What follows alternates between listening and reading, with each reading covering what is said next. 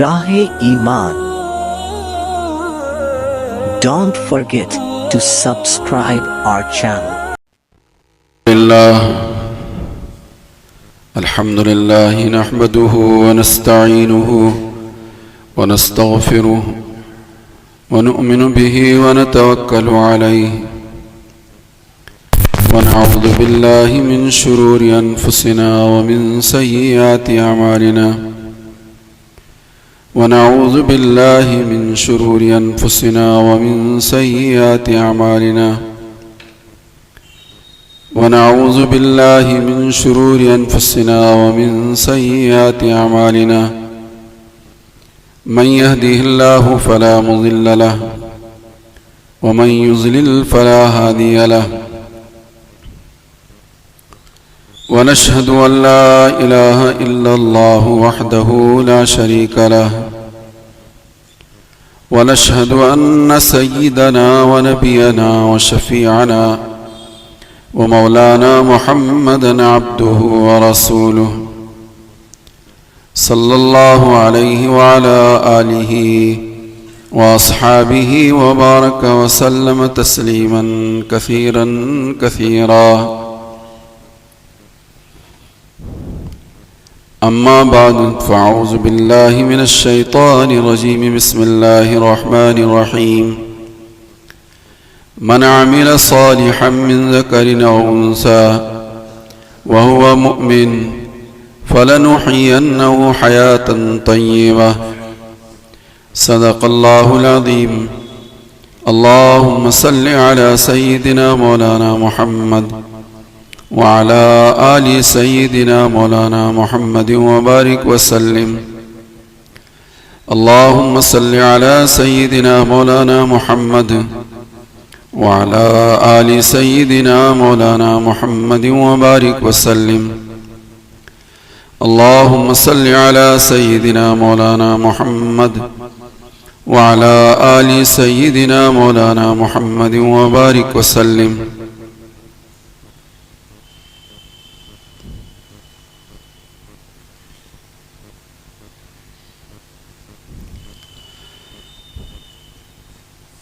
बुजुर्गान मोहतरम अज़ीज़ान गिरामी दोस्तों और अज़ीज़ साथियों,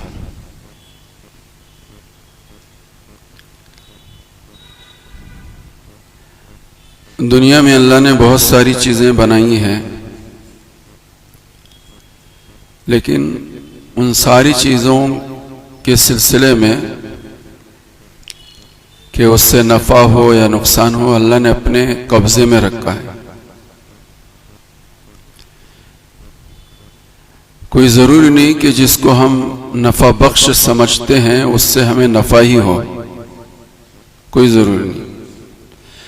और कोई ज़रूरी नहीं कि जिसको हम नुकसानदेह समझते हैं उससे हमें नुकसान ही हो, ऐसा नहीं है।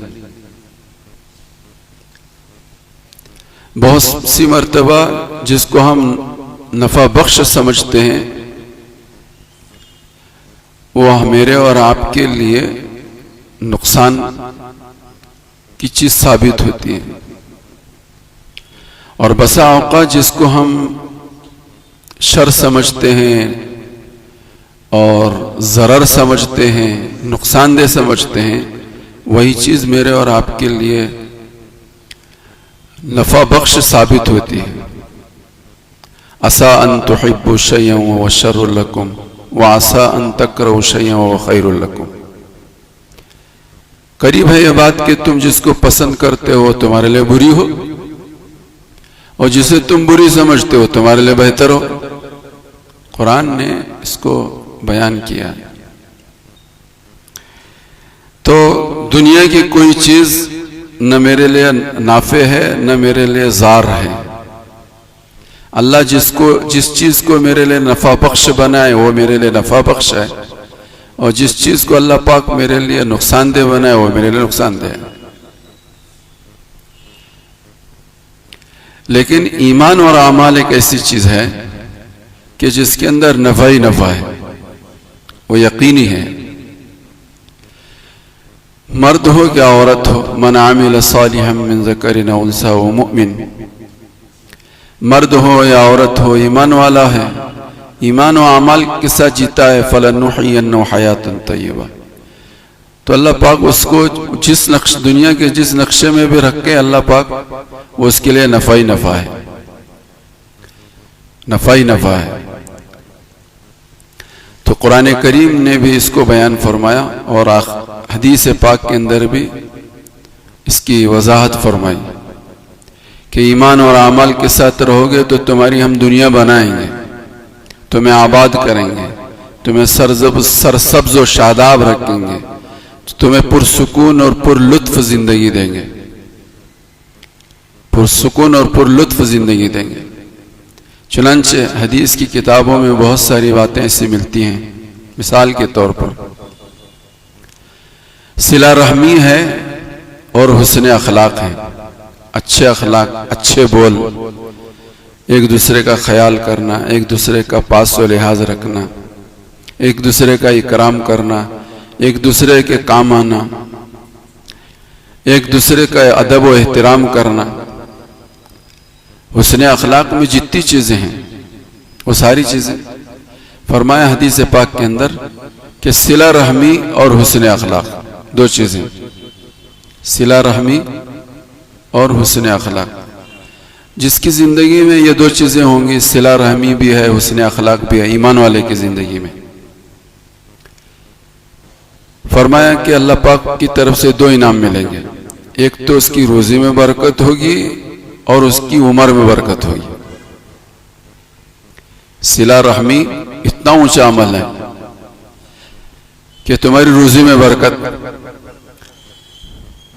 हम सिला रहमी और हुस्न अखलाक को से अपने उस रंग में अपने आप को रंगने के बजाय हम अपनी जिंदगी को बनाने के लिए रात को दिन, दिन को रात करते हैं, दौड़ धूप करते हैं, मेहनतें करते हैं, कोशिशें करते हैं, बड़े करते हैं, छोटे करते हैं और पता नहीं क्या क्या करते हैं, लेकिन फिर भी हमारी जिंदगियां बनती नहीं और उजड़ती हैं। उसकी वजह यह है कि हमारी जिंदगियों में अब सिला रहमी खत्म हो गई और अखलाक हसना खत्म हो गए। अखलाक हसना के बगैर और सिला रहमी के बगैर हमारी जिंदगियां बनेगी नहीं, जिंदगियां बनेगी नहीं। अल्लाह उजाड़ के दिखाएंगे, तुम्हारी दुनिया और आखिरत तबाह करके बर्बाद करके दिखाएंगे। दुनिया के मिलने पर, दुनिया के बनने पर दुनिया की जिंदगी बनती नहीं। बसा औकात बहुत सी मर्तबा उजड़ती है और किसी की जिंदगी दीन के बगैर बनती हुई नजर आ रही है तो वो बनना नहीं बल्कि और ज्यादा बिगड़ना है।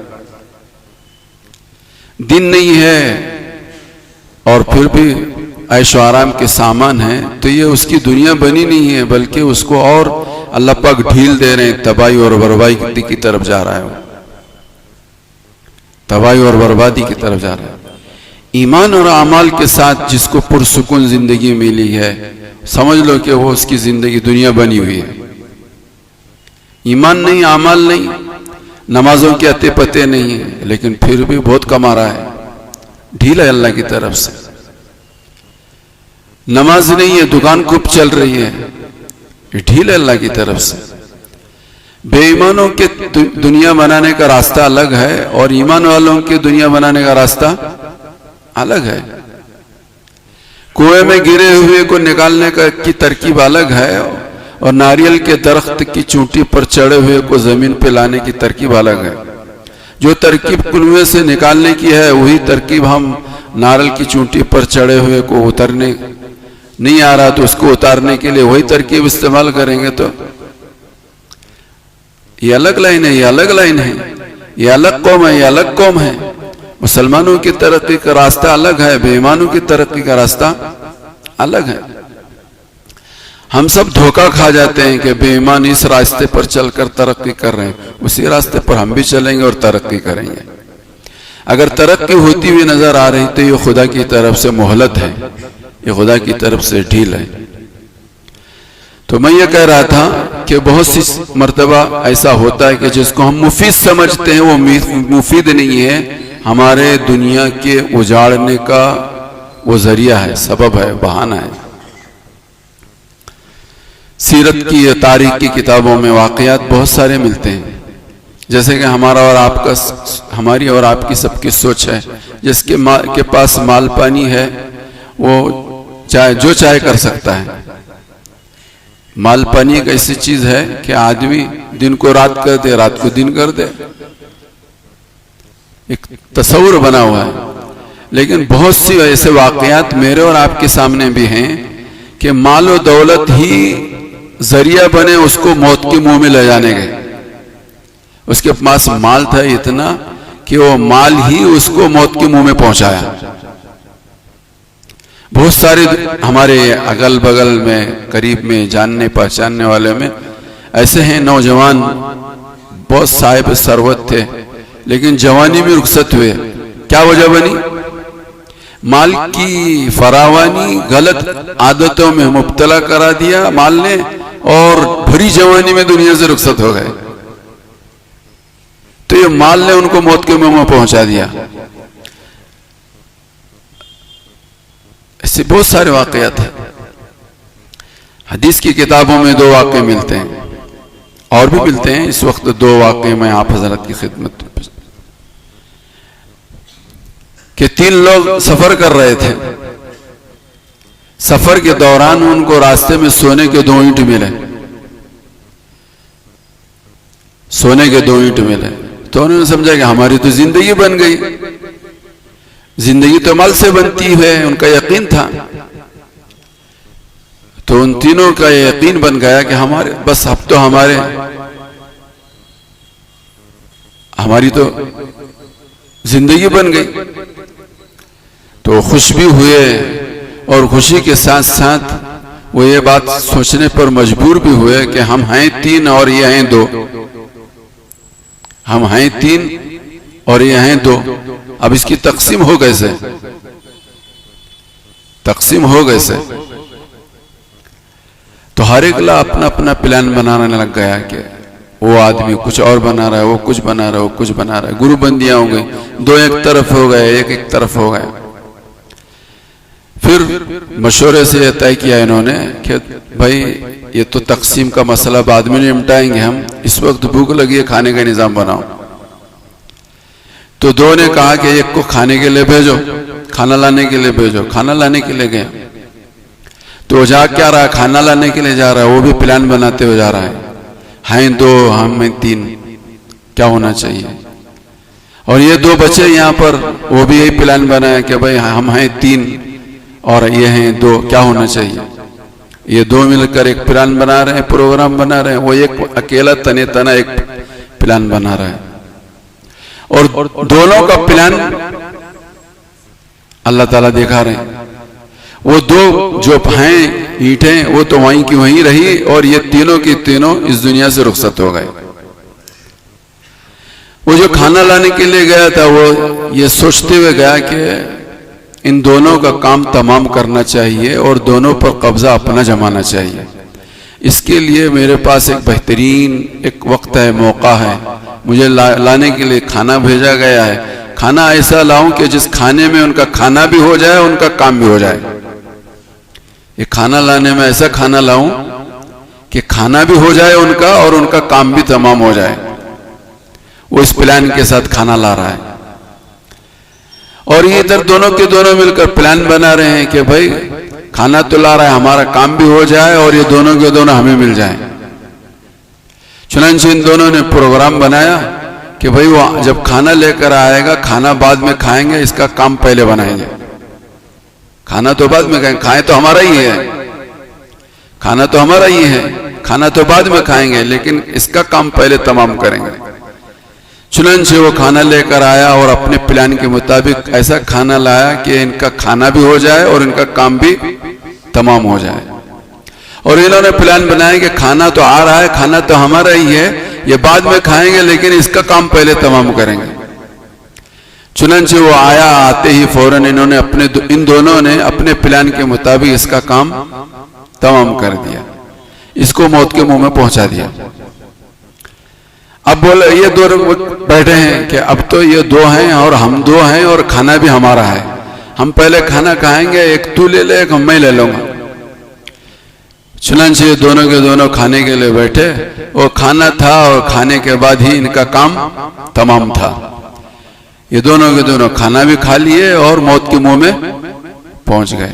ये तीनों की दोनों दुनिया इनकी उजड़ गई। वो दोनों ईंटें वहीं की वहीं पड़ी रही। ये समझ रहे थे कि हमारी दुनिया बन रही है, बनी नहीं, मौत के मुंह में पहुंच गए। तीनों की तीनों मौत के मुंह में पहुंच गए। प्यारे नबी हजरत मोहम्मद रसूलुल्लाह सल्लल्लाहु अलैहि वसल्लम ने एक वाक़या बयान किया है। मुस्लिम शरीफ के अंदर वो वाक़या मौजूद है कि एक आदमी ने जमीन बेची और एक आदमी ने जमीन खरीदी। एक आदमी ने जमीन बेची और एक आदमी ने जमीन खरीदी। खरीदने वाले ने पैसे देकर जमीन खरीद ली। जमीन के खरीदने के बाद उसे जमीन के अंदर सोना मिला। हुजूर ने रिवायत नकल की है, पिछले जमाने का वाकया है, हुजूर ने इसको बयान किया है। जमीन खरीदार ने खरीदने के बाद उसे जमीन में कुछ मिला। आज भी मिलता है जमीनों के अंदर कुछ दफीना। पहले बैंक बैलेंस क्या कहते हैं, अमानत घर नहीं थे, लोग यही इसी को अमानत घर समझते थे, जमीनों में दफनाया करते थे, जमीन में महफूज रखा करते थे। तो जिसने जमीन खरीदी थी उस जमीन के अंदर उसको सोना मिल गया। अब ये परेशान, ये तो जमीन उसकी है और मैं तो जमीन खरीदा था, ये तो नहीं खरीदा था, मैं ये तो खरीदा नहीं था। जिसके पास से खरीदा था वो परेशान होकर वो सब लेकर उसके पास पहुंचा। पापा मैं तुझसे जमीन खरीदा था, ये तो नहीं खरीदा था, ये तेरा है, ये तू ले ले, ये तू ले ले।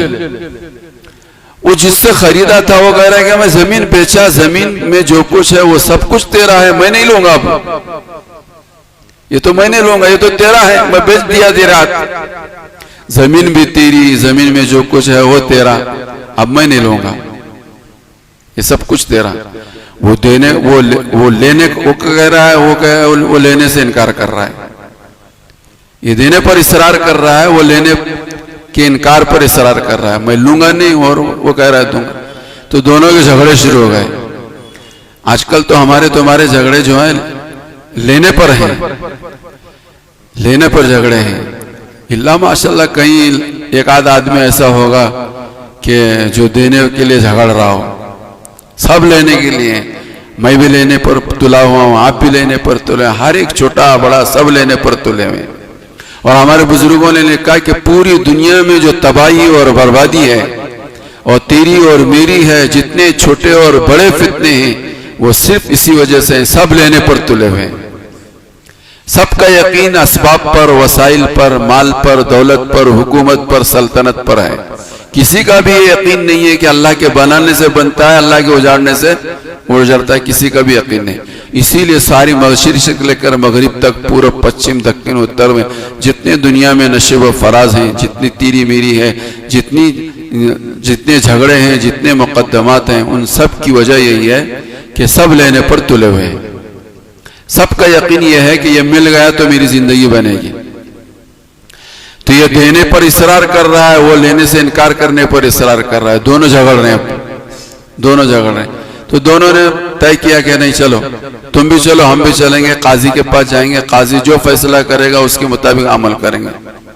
चुनांचे अपना मुकद्दमा लेकर ये दोनों, खरीदने वाला भी बेचने वाला भी, हजरत दाऊद अलैहिस्सलाम की खिदमत में हाजिर हुए। दाऊद अलैहिस्सलाम उस वक्त काजी थे। हजरत दाऊद अलैहिस्सलाम के जमाने का ये वाक़या है। तो क्या मुकद्दमा है तुम्हारा? मुकद्दमा हमारा यह है कि मैंने जमीन खरीदी थी, सिर्फ उसमें निकला सोना, ये लेने को तैयार नहीं। वो कह रहा है कि मैंने जमीन बेची और जमीन में जो कुछ बेचा, जो कुछ था वो उसका है, वो मुझे वापस करना, मैं लूंगा नहीं। तो दोनों के बाद हजरत दाऊद अलैहिस्सलाम ने सुनी, और सुनने के बाद दोनों के दरमियान फैसला करने के लिए हजरत दाऊद अलैहिस्सलाम ने ये बात पूछी कि भाई खरीदने वाले, तेरे घर भी कोई औलाद है? हाँ, उसने कहा कि हाँ, मेरे घर में मेरा एक बेटा है। उससे पूछा तेरे घर में भी कोई औलाद है? बेचने वाले से उसने कहा हाँ, मेरे घर में एक लड़की है, लड़की है। तो हजरत दाऊद अलैहिस्सलाम ने वहीं बैठे बैठे उस लड़की का निकाह उस लड़के से कर दिया, और इन लड़का और लड़की के दरमियान ये दोनों जितना कुछ सोना मिला हुआ था उनके हवाले कर दिया, जाओ तुम दोनों आज से रिश्तेदार भी बन गए, और तुम दोनों के घर में ये माल गया, तुम दोनों के घर में ये माल पहुंचा।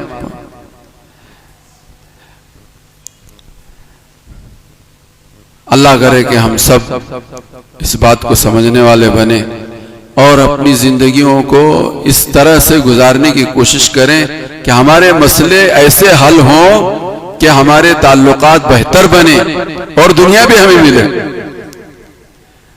दुनिया भी हाथ में आ जाए।